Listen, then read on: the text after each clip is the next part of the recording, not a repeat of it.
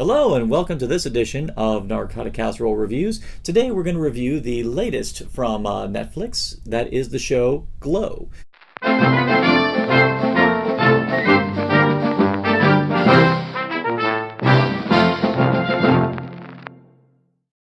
Glow is actually I guess you could say it's a fiction based on fact series, which actually chronicles the beginning of the Gorgeous Ladies of Wrestling. I myself remember Glow. I'm not really much of a wrestling fan, but oddly enough, when I was a kid, I actually watched Glow, not for the reasons you think. The weird thing is, one thing I remember was the characters were actually really cool. I remember Big Bad Mama, and and some of the names like escape me now, but I remember the farmer's daughter. I even remember, I think it was Zelda, I think the nerd one. And of course Mount Fiji, I remember her as well. And I just thought it was actually a different presentation for wrestling, and it had nothing to do with me coming into puberty years, because honestly I wasn't in at that time. It was just, honestly, I just remember it being a really cool show. I remember the characters being a lot more fun than you ever come across in regular at the time, WWF wrestling. Now, the thing to point out, for those of you who remember Glow and are still fans this very day, this is more of a fictional take on it, fiction based on fact. Why it didn't go full autobiographical, I don't know. But but when you think about it, actually, it freed it up for more interesting stories to focus on. And this one stars Alison Brie, who most might remember, I believe, from the show Community, but also I know and love her as Princess Unikitty from the Lego Movie. She plays Ruth Wilder, a struggling actress who pretty much is looking for any gig that she could possibly get a hold of. That's where she stumbles into the world of Glow. The director, Sam Sylvia, I've seen misogynistic characters before, but there's something interesting. There was something about him. I think the thing I found most fun is, like, on one side, yeah, he could be the most offensive character in the room, but then he'll all of a sudden turn around, he'll actually say the truest stuff regarding the way you direct and even the industry as it was, particularly in the late 80s. Much like Stranger Things, how Stranger Things did a really good job replicating a particular cinematic style from the 1980s, this one does an amazing job of just recreating LA in the 1980s, but also just the level of superficiality, the level of excess. The characters just scream it. And even though they do make nods, contemporaneous nods, like there's a great Back to the Future joke, which pops up at the beginning and at the end, and it would feel just like this is the 80s. Yeah, it's the 80s.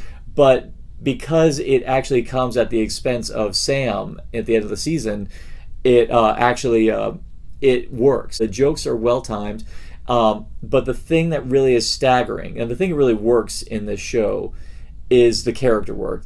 Now, to call it a sitcom would be trivializing it just a tad. It is more of one could actually say this is a dramedy series, because there are times where the show gets actually dead serious, and it never feels out of place. The comedy is not a spoof level. This is actually like, all the humor is very organic, and it's very down to earth. Never once was I going, this is a little too cartoony. Everything here feels genuine. And the time comes when it gets dramatic, it works. And the writing is solid enough to complement it. I'd say probably one of the major successes of this show, a lot of times, now, like I said, Sam, in the first episode, he's a hard pill to swallow, but once you get to know him, and when you get to see his transition, I'd say if there's anything I'd associate with Glow in a fashion, it would actually be A League of Their Own.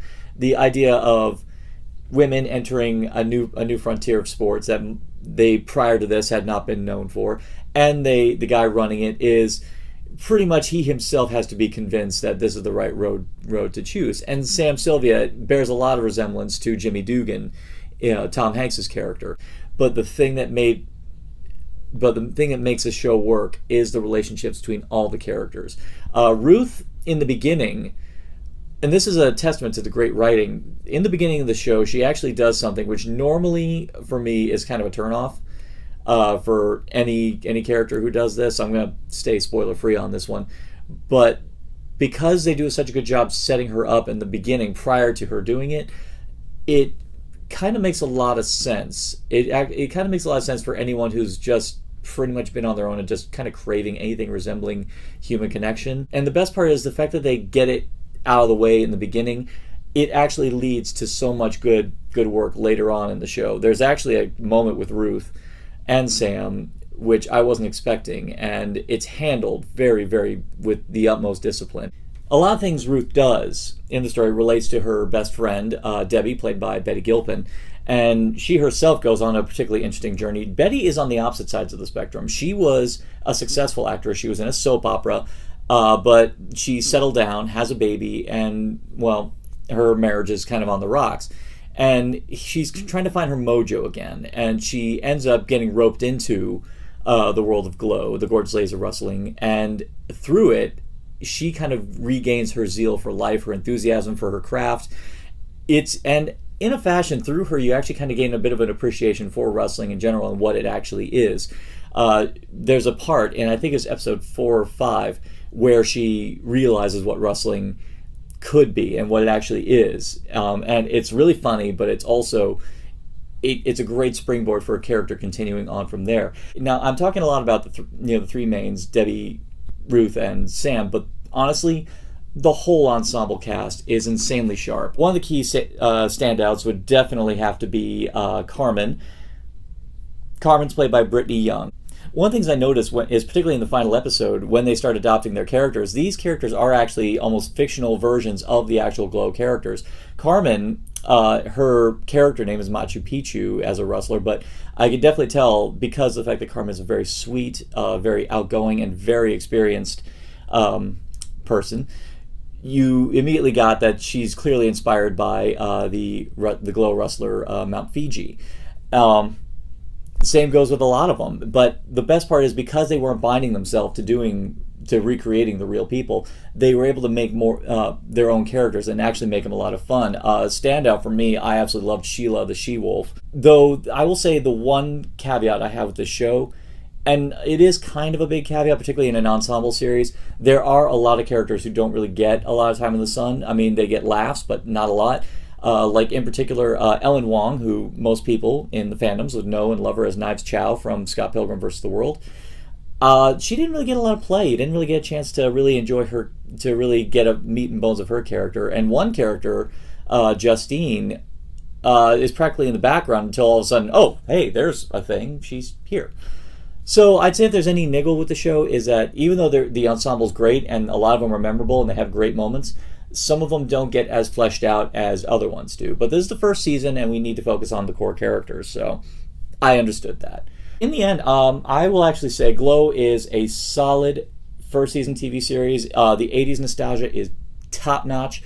The character work is through the roof. It's probably some of the best character writing I've encountered. The show, I believe, was created by the people behind Orange is the New Black. I strongly recommend anyone to watch it, particularly people who remember the Gorgeous Ladies of Wrestling back then.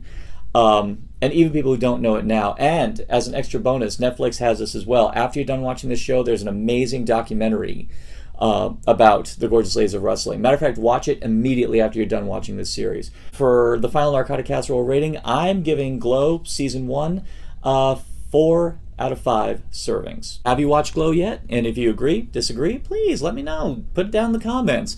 And if you want to see more content from Narcotic Casserole, just please like, share, subscribe, and just keep it coming. Keep it coming. And I'll keep it coming. I'll keep it going for you.